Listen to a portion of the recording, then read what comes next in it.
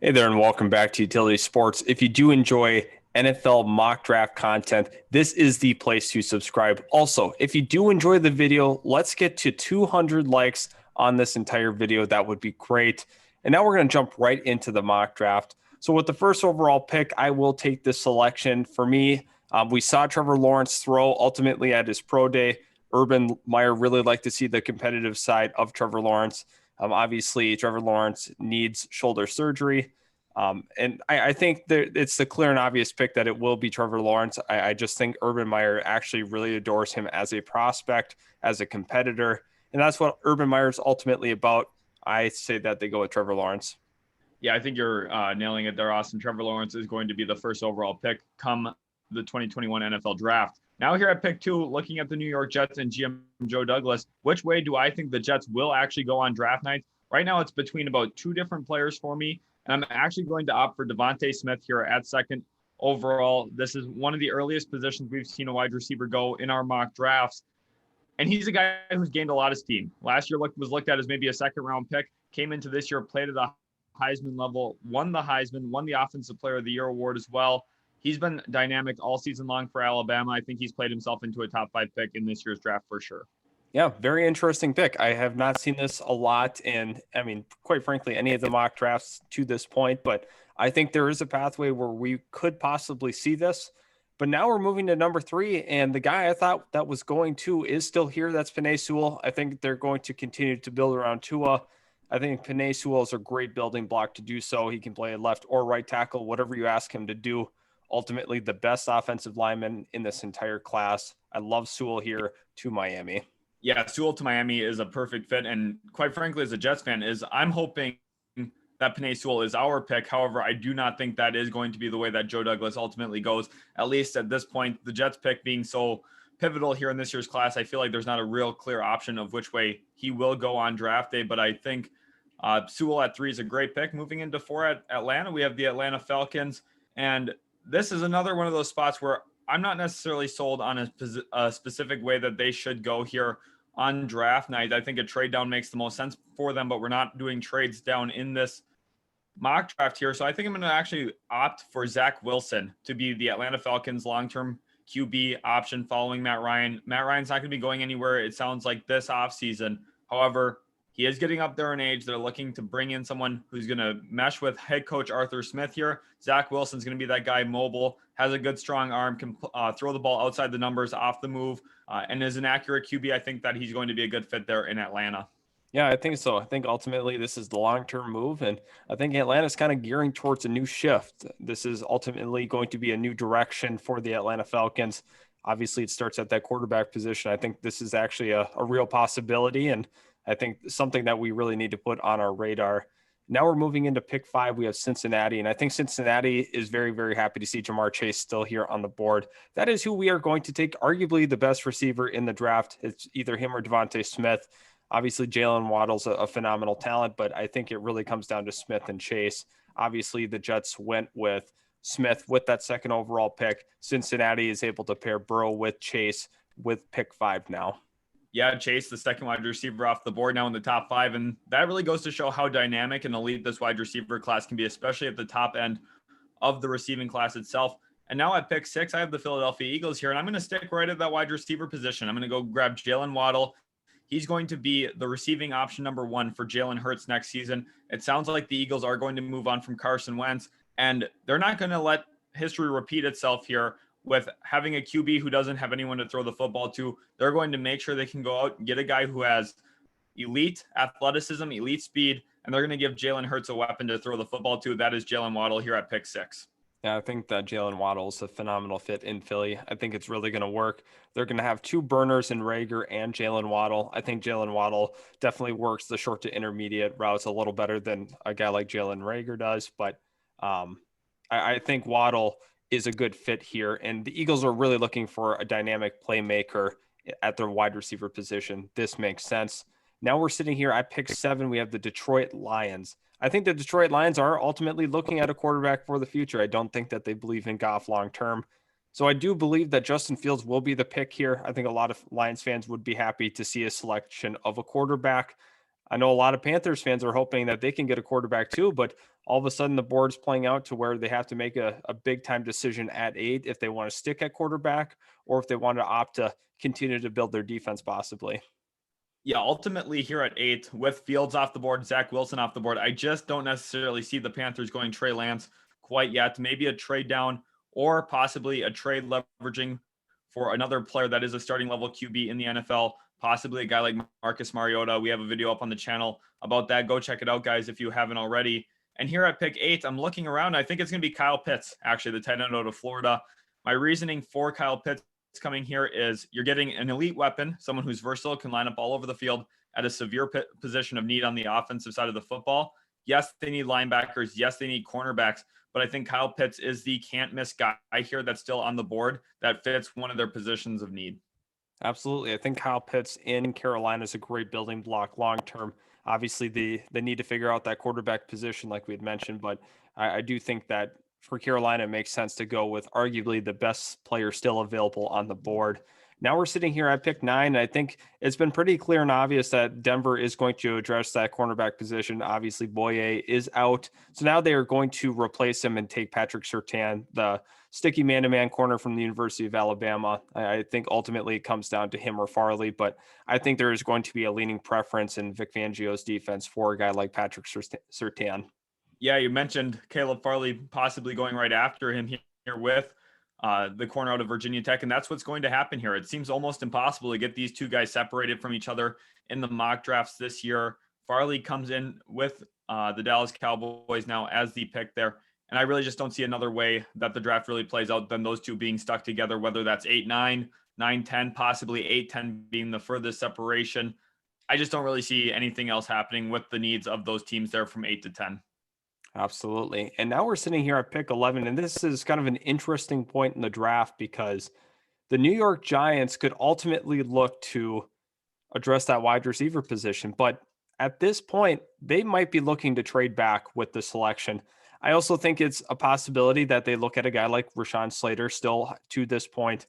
They were probably hoping that a guy like Pitts or Waddle would be here, but the playmakers kind of go early in this version of our mock draft in terms of what we think will happen. So this makes for a very, very interesting pick. It really kind of hinges on what happens with Leonard Williams at this point, but assuming that he does not re-sign, I could see a pathway where Kwity Paye is the selection. I also see there being a possibility that they grab the athletic linebacker Micah Parsons as well. It really depends on the direction they want to go, but I think for this mock draft, it will be Kwity Paye at 11. Yeah, I really do think the Giants are one of the harder teams to mock, especially with how the board's fallen. Had the 3 top receivers go in the top 7 picks. Then you also have a tight end go at pick 8. It's just tough to see a way that the Giants can really get what they need with where they're at in the draft if the board does play out that way. At pick 12 now, I'm looking at the San Francisco 49ers, and I'm going to go J.C. Horn, the cornerback out of South Carolina. I know this might be a little bit of a high grab for what his value is, but remember, we're not doing trade downs, so possibly on draft night they look to move back a little bit. But here they're getting a serious position of need. It does not sound like Richard Sherman will be back next year. It's much more likely he'll be a Las Vegas Raider, New York Jets, a few other teams in there as well, than it is that he'll be a San Francisco 49er. Jason Verrett played pretty well, but he's had injury concerns in the past. They need to address a cornerback there, and J.C. Horn will be the guy if the board plays out this way. I agree. They definitely need to get a corner with that pick. Very likely. There is a possibility where we do see the quarterback position as well. It really kind of depends on, how the 49ers feel about Jimmy Garoppolo, or if there's a trade that could be leveraged possibly for another veteran quarterback. I guess there's a lot to play out yet between now and the draft. But now we're looking at pick 13, and I think the Chargers are absolutely staggered. They're so happy to see that Rashawn Slater is still on the board. I think that is the selection. He's quickly rising up my board personally. I think it's very possible by the time we get to the draft, he could be considered a top 10 player, but I really love Rashawn Slater's game. I think the Chargers are going to take him ultimately to protect Justin Herbert. Yeah, if the board had played out this way, the Minnesota Vikings would be one of those teams calling San Francisco to maybe jump the Chargers, grab Rashawn Slater there on draft night. That's going to be something to watch. I think Rashawn Slater is going to play himself up boards a little bit too moving forward when it comes to his pro day and as executives get a little bit more look at his tape. At 14 now, though, with the Minnesota Vikings, Slater was on the top of my board here, but I'm actually going to go with Elijah Vera Tucker out of USC, the interior offensive lineman. He's going to come in, be a versatile offensive lineman, something that Rashawn Slater has real talent of. And he's going to do it. He starts on the inside, but can kick out to tackle, did that for USC this past year. And there's going to be a lot of value there in that for Minnesota. There's question marks at the left tackle spot. Is Ezra Cleveland going to play there, or is he going to stick in at guard? That's yet to be seen, but Elijah Vera-Tucker gives you options at both. If you want Cleveland to play left tackle, you can play Vera-Tucker inside. And if you want Cleveland to stay inside where he's been really good, Vera-Tucker can be your starting left tackle week 1 next season already. Showed real talent there at USC, and I think that there's a lot of potential there for the Minnesota Vikings. Yeah, absolutely. It's all about versatility. And for them, if the Vikings aren't sure what they want to do with Cleveland, I mean, this gives you an opportunity to kind of play with a number of line combinations moving forward in the season. So I definitely could see that as a selection. If they do decide that Ezra Cleveland is going to stay at guard, we could see a guy like Cosme go at 14 as well. It really kind of depends on that. But now we're moving to 15, a very popular landing spot for Kyle Pitts. But this is going to be something we have not mocked yet to this point. It's going to be Trey Lance from North Dakota State. I think that New England is obviously looking for a quarterback. Newton's not going to be back next season, very, very likely. So now you're looking at Jarrett Stidham or a guy from the trade market, which is also a possibility. But I think that Trey Lance, if he falls to 15, I'm not sure that New England would pass up on that. Yeah, that's going to be a tough situation for them to pass up on. Obviously, Kyle Pitts has been a guy we've mocked there so consistently. He goes a little bit earlier in this mock draft, leaves them in a situation where they can maybe get their franchise QB now. I like this a lot for New England. I think this is the route that they should hope falls for them in draft night. At 16, I've got the Arizona Cardinals, and this team is a little bit of a tough situation again to mock with how the board's falling. If you could pull up the cornerback situation for me, I know Cardinals fans are saying, this is what we need. This is what we need. Look at how the board's thinned out. This is realistically a trade down scenario, but remember, we're not doing trade downs in this mock draft video, so please do not comment that. And now at this point, I'm looking maybe back at the edge, and I'm actually going to go with Jalen Phillips out of Miami. And my reasoning for that is he fits into that system and scheme that they're going for there. They're going to bring in a guy who can get off the edge. Marcus Golden's not going to be back. Chandler Jones is getting up there in age. You get a legit edge, someone with pass rush ability, can get after the QB, can also impact the run game. And I think there's still a lot of room for him to grow as well. And the edge position, like we've said in other mock drafts, thins out a little bit. Not really sure what you're getting with some of these guys. I think Jalen Phillips is one of the safer picks here in this draft. Yeah, very interesting that, I mean, for Arizona, like you said, it's probably going to be a situation where they look to trade down because I'm not sure if they'd feel comfortable taking an edge there at 16 with kind of how the board has fallen and where guys' values have kind of dropped. I mean, this edge class went from there being 2 potential top 10 picks to very well, there could be 0 edges taken in the top 10. I mean, for the edges, I'm not exactly sure how that's going to play out, but I mean, their stocks have taken a little bit of a dip, especially a guy like Gregory Rousseau. Now we're moving on to 17, and this has been a very consistent pick for us. I think Jeremiah Owusu-Koramoah is going to be a phenomenal selection for this Raiders team. Obviously, Mike Mayock loves to draft from winning programs. He was a big reason why Notre Dame had such a stout defense this year. I really like the selection. They're looking for a true leader on that defense to really give themselves an identity. And I think that this pick does that for them. Yeah, Owusu-Koramoah, very, very steady linebacker. I think that's going to be the perfect fit in Las Vegas.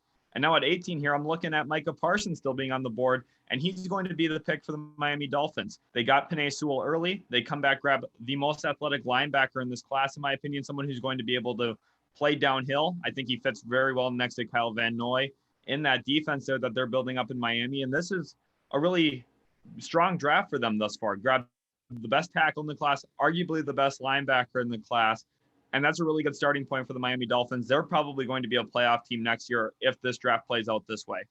Absolutely. I think now early on in the season, the discussion was, who is that second linebacker behind Micah Parsons? And now we've seen a little bit of a flip where there's a possibility that Owusu-Koramoah could go ahead of Micah Parsons. Ultimately, I think Micah Parsons will be a top 10 player in the draft, but I'm not exactly sure. Like, we've heard a lot of the off the field issues with Micah Parsons, and we could see like a Marcus Peter like fall where he would have been a top 10 pick, a lot of off the field issues. And then now we're sitting here at 18. He has slipped all the way here. So I think this is a real possibility. Is there a team that's willing to take a chance just because of how talented he is? Yes, I do think so. But I think there is a pathway where we could see Parsons fall that 17 to 20 range yet to this point. And now we're sitting here at pick 19. Obviously, Washington would be looking for a quarterback potentially, but I think that they really need to address that tackle position. For me, that's Samuel Cosmi from the University of Texas. I think for Washington, they're going to be another team that could look to leverage a trade on the trade market, a quarterback on the trade market. And I'm not exactly sure if they're super stoked about what is available. Obviously, Mac Jones is the best quarterback available. I'm not sure if they're super comfortable taking him at 19. It really kind of depends on how the pro day and combine kind of progress and everything leading up to it, because it's very possible that we do see Mac Jones solidify himself as a top 20 pick, but I think they would look to address that tackle position. Yeah, I think that tackle position is a real big need here. Now with Cosmi off the board, I'm a little less excited for the Bears to grab a tackle. I think that there's some strength still in coming in the second round of this draft that you could grab a starting level tackle. So here I'm actually going to take the Bears in a route we haven't taken them yet in any of our mock drafts. Rashad Bateman, the wide receiver out of Minnesota. And my reasoning for that is Allen Robinson will not be back next year. You need someone who you can throw the football to. Rashad Bateman's going to come in, be that route runner for them, get open, get separation off the line of scrimmage, and win contested balls for them, something that they badly need. Darnell Mooney, I know he's a bright spot for them, but I've got real question marks about that offense. And if they don't grab a number one wide receiver, someone who has the potential to be a number one wide receiver, I don't really know what that offense looks like. I think that they have some depth in this class to grab a tackle later. I'm not trying to neglect the offensive line, but I think that there's going to be ways to go about grabbing some of that later, especially on the interior of the offensive line, guys like Wyatt Davis, Landon Dickerson, and so on as well. I think right now they have to start day one and grab a wide receiver with how the current draft is played out. Yeah, I agree. I think that this is definitely something that needs to be considered for the Bears. Obviously, this is not a route that we've taken them on, but considering the depth of this class at the tackle spot, I think that's very possible. But there is also a lot of depth at that wide receiver position. I do agree they need to look at that wide receiver spot, whether it be the first or the second round, but they desperately need line bad too. So for the Bears, it's going to be kind of interesting to see how they handle this, and especially that quarterback spot. That's the biggest question mark for them moving forward. Now we're sitting here at pick 21. We have Indianapolis. Historically, they love drafting offensive linemen. I'm not going to reinvent the wheel here. I think they're going to go with a guy like Christian Darrisaw from Virginia Tech. I think ultimately that the Indianapolis Colts want to continue to keep that line strong because that's what they've been known for. They've consistently had a top 5 offensive line for quite a few years now in a row. And I think they will continue to build off of that, especially with Costanzo being out. I love the Darrisaw pick. Yeah, I love Darrisaw there as well. That is what they're going to do. They are going to address that offensive tackle spot. They don't play games with their front 5. And I think that's really been a staple for their success there in Indianapolis. They'll figure out the QB situation. They'll take care of that, but they're going to start with building up that offensive line. I think that Darrisaw would be the pick for them as well. At 22 now, I'm with the Tennessee Titans sticking in the AFC South here. And I'm actually going to opt for Gregory Rousseau here at the edge position. And my reasoning for that is under Mike Vrabel, they've had a tendency to grab guys who have been a little bit of fallers on draft night. They started that with Jeffrey Simmons, the defensive tackle. And they have a real tendency to go with guys who are a little bit bigger in frame, have some of that hype around them. When they brought in Jadeveon Clowney, that was a big part why they paid him a lot, more than what his production really suggested at that point. But it was a worthwhile move for them. Didn't pan out because of his injury. However, Rousseau comes in. He's going to be that big physical frame, a guy who we've seen as high as top 5 in our mock drafts earlier on in the year, obviously taking a little bit of a fall. And I think Tennessee would be a good landing spot for him. Yeah, absolutely. They're willing to take chances in the NFL draft. And I think that Rousseau to Tennessee would be actually very, very scary. Rousseau is going to be a big part of what they are moving forward, in my opinion. Now we're sitting here at the Jets selection. Obviously, they took a wide receiver with their second overall pick. And now this gets really interesting for the Jets because they desperately need corner. They desperately need an edge. At this point, we don't know what's going to happen at that quarterback spot. I don't think they would take Mac Jones under the assumption that they still have Darnold to this point in the draft. I think ultimately they will look at that corner spot because they got to be a little nervous about a corner run happening in this area back here, anywhere from that New Orleans on. So I think they have to be prepared. I think Eric Stokes is still going to be the pick for them at 23. I know a lot of people think that it's very possible that he slides to the second round, but I think the Jets are going to look to address that corner spot. Obviously, one of the most important positions in football, especially with how the game is designed today and how offenses function. And I think in that AFC East, you have to be prepared to cover guys like Stephon Diggs. And I think Eric Stokes definitely helps out that secondary.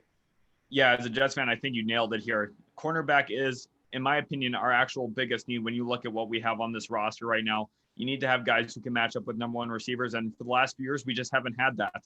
Eric Stokes hopefully can develop into that guy. At pick 24, I've got the Pittsburgh Steelers here, and I'm actually going to opt for Mac Jones at quarterback. My reasoning why: Ben Roethlisberger's got a huge cap hit this year, $41 million.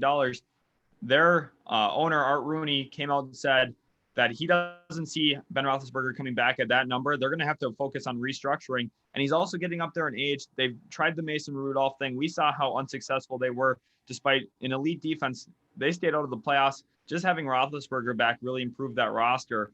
Now you need to be worried about your long-term stability, long-term success. And Mac Jones gives you a lot of flexibility when it comes to the salary cap. You're getting a fifth-year option on the QB. You're not going to have to spend a ton of money on that. It's going to let you keep some key players around, especially in their pursuit for J.J. Watt. A guy like Roethlisberger, he's for sure going to have to come down from his number to bring in a guy like J.J. Watt. Mac Jones is going to help them do that. Gives them a long-term backup option as well. Yeah, absolutely. I think you kind of nailed it with that. And we have to monitor the Big Ben situation. Could we see this kind of like a Phillip Rivers where he finishes his career with one other team? I mean, it's very possible that Indianapolis gives him a call. I'm not exactly, I wouldn't completely rule that out. I don't think that's being talked enough about could there be a possibility that Big Ben is on his way out? And I think there is. I think he's got a little bit of arrogance to him in terms of what he thinks he is. And he might feel like he is not being valued enough by the Steelers and he could take his talents elsewhere. So we will see how that plays out. Now we're sitting here at 25. We have Jacksonville. There's a lot of needs on this team. There are so many needs. One of them that we have to look at is that safety position. I do believe there's a possibility that Trayvon Merrick goes here at 25. I also think another guy that's not being talked enough about is Pat Freiermuth. I think that they will possibly look at that tight end spot, but there's also the offensive tackle. I think it's very possible that they go in any of these directions, but I think they will look to ultimately draft an offensive lineman. I think Jalen Mayfield would be the pick for them, just considering we're not sure what's going to happen with Cam Robinson at that left tackle spot. They want to continue to build that offensive line for Trevor Lawrence, and I think that's where they go here at 25. Right, and you have to look at Jalen Mayfield here as an insurance policy and a real investment on your previous investment. They spent the first overall pick on Trevor Lawrence. You need to keep him healthy. We saw what happened in Cincinnati this year when they failed to keep Joe Burrow healthy. There is no excuse for the Jacksonville Jaguars to not keep Trevor Lawrence upright for a majority of the season. They need to help him as he develops as a quarterback in the NFL, and Jalen Mayfield's going to go a long way in doing that. At 26, I'm looking at the Cleveland Browns here, and I'm pretty ecstatic with one guy that's on the board. If you could go to the linebacker position for me, and that is going to be Zaven Collins out of Tulsa. We've talked so much and at length here on the channel about how big of a part of that Tulsa defense he was, and that comes in at the Browns' biggest positional need, in my opinion. That linebacker spot, they need to improve there, and getting a guy like Zaven Collins is going to be the heart of that defense. He's going to greatly improve what they are. I think they really missed Strobert this past year. I'm going to be honest about that. I think his absence was very noticeable on that defense. And looking at Kevin Stefanski, he knows all about having elite linebacker play from his time in Minnesota with Eric Kendricks and Anthony Barr. And now he's coming back, grabbing Zaven Collins out of Tulsa and starting to leave that imprint on the defense. Yeah, absolutely. I think they do need to address that linebacker spot. Another position that people may say is that edge spot, obviously, with Olivier Vernon. But I think that a guy like Zaven Collins is a big impact player for that Browns defense moving forward. And at 27, the Baltimore Ravens very well could be looking at the offensive line at this point in the draft.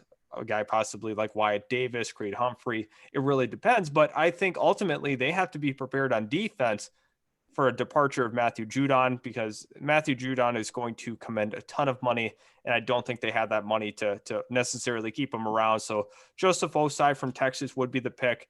They love having continuity on that front seven of that defense. Another guy that's kind of a sleeper here is Pat Freiermuth. They love running two tight end sets, and I think that could be a pretty dangerous pick. Historically, they love taking tight ends early. So I think that Baltimore is in play there at 27 to still take a tight end. Right, yeah. Baltimore's got a little bit of a crossroads here for them. Do they focus on improving that offense and helping Lamar Jackson develop a little bit more as a passer? or do they continue to build up that defense and replace pieces as they cycle out of Baltimore? I think that's going to be the question for them coming in on draft night. And I agree with you that Osai, with how the board's fallen, would be the selection for them at 27. At 28, I'm looking at the New Orleans Saints here. And this team is a really hard team to mock for, especially with Mac Jones off the board. I don't know what their QB situation is going to look like. Is Jameis Winston going to be back? Is Taysom Hill the guy? I really don't know. I don't feel confident in either of those, to be honest. They have a whole salary cap issue on their hands. I don't know how they're going to really field a team here. That being said, though, I am going to look at the cornerback position and probably grab Asante Samuel Jr. This is part of the range where you talked about a run on cornerbacks. And I think the Saints get it started here, grabbing Asante Samuel Jr. We're going to see a huge drop off here after him and maybe the next corner go off the board. And that's going to be a little bit of an issue for some of these teams moving forward. Absolutely. I think that run on corners does kind of start at this point. Obviously, the Jets the next time around wouldn't have had Asante Samuel to pick. So it's good that they went and got Stokes, because this would have been Stokes territory right here with Green Bay's pick. I think they actually are going to take Kadarius Toney from Florida, just considering they are looking for a dynamic playmaker. Obviously, Devontae Adams is that true red zone threat. So that's why I don't think the importance of a Terrace Marshall, I think there is value for Terrace Marshall in that offense, but I think they are looking for a guy that's a little more dynamic, and especially in the short to intermediate.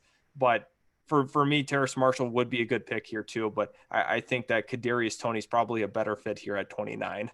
Yeah, I like Kadarius Toney quite a bit there. I think his athleticism, his dynamism as a receiver gives Green Bay and Aaron Rodgers a lot to work with moving forward. At 30 now, I'm looking at the Buffalo Bills, and this another team that had a really good season, looking to build off of it. They're a young team, and I think that they're going to do that by grabbing Nick Bolton here out of Missouri. Another linebacker, our fourth one off the board here in the first round. This is a stronger linebacker class. I think that there's 4 legit guys that could be first-round picks here in this class as well. And Bolton now goes to Buffalo. I think that they slightly improve in the middle of that defense, something that's really important there. We saw the importance of linebacker play against the Kansas City Chiefs when the Buccaneers took them down in the Super Bowl. Levante David and Devin White, you can't duplicate those guys. But if you're Buffalo, you have a good start there with Tremaine Edmonds. It's about getting another strong contender in the linebacker position to help that team out, because essentially to get to the Super Bowl at some point, you're going to have to beat Kansas City, and that's going to be their focus. Yeah, absolutely. You have to grab a linebacker, especially to try to neutralize the guys up the middle, especially a guy like Travis Kelce. You have to have guys that are able to move and cover. Nick Bolton kind of gives them that. But now at 31, we have the Kansas City Chiefs.